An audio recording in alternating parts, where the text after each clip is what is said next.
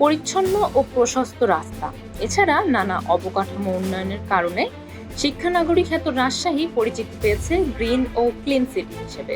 নগরবাসী ও ক্রীড়াপ্রেমীদের দীর্ঘদিনের দাবি ছিল রাজশাহী বিভাগীয় স্টেডিয়ামে বিপিএল এর পাশাপাশি আন্তর্জাতিক ম্যাচ আয়োজনের, কিন্তু তার বাস্তবে রূপ নেয়। গেল 22শে জুন বিসিবি সভাপতি আমিনুল ইসলাম বুলবুল ও বিপিএল চেয়ারম্যান মাহবুব আনাম রাজশাহীতে এসে আশা প্রকাশ করেন সবকিছু ঠিকঠাক থাকলে আগামী বছর থেকে স্টেডিয়ামে অনুষ্ঠিত হবে আন্তর্জাতিক ও বিপিএল এর ম্যাচ। এতে আশায় বুক বেঁধেছে নগরীর হাজারো ক্রিকেট প্রেমীদের প্রত্যাশা হলো বিপিএল এবং যে কোনো আন্তর্জাতিক খেলা রাজশাহীতে আয়োজন করা হবে। এমনই এক দর্শক বলেন, মাঠে যখন খেলা আয়োজন হবে দর্শক তার প্রতিফলন ঘটাবে। বড় পর্যায়ের খেলা যদি রাজশাহীতে দেওয়া হয় সাধারণ জনতার এত উৎসাহ এত ভিড় হবে সেটা আগামীতে গোটা বাংলাদেশ দেখবে। বুধবার বাংলাদেশ ক্রিকেট বোর্ডের একটি টিম রাজশাহী বিভাগের স্টেডিয়াম পরিদর্শন করেছে।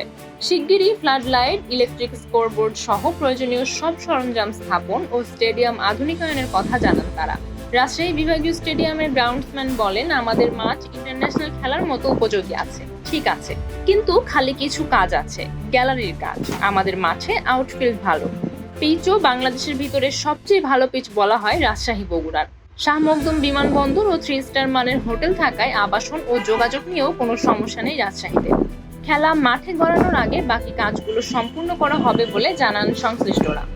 বাংলাদেশের প্রথম আন্তর্জাতিক ম্যাচ অনুষ্ঠিত হয়েছিল রাজশাহীতে।